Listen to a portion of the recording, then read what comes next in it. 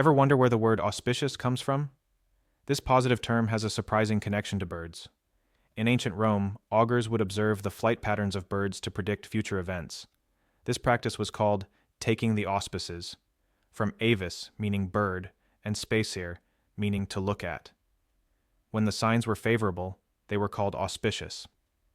The bird-watching connection has been lost over time, but we still use this term today to describe promising or fortunate circumstances.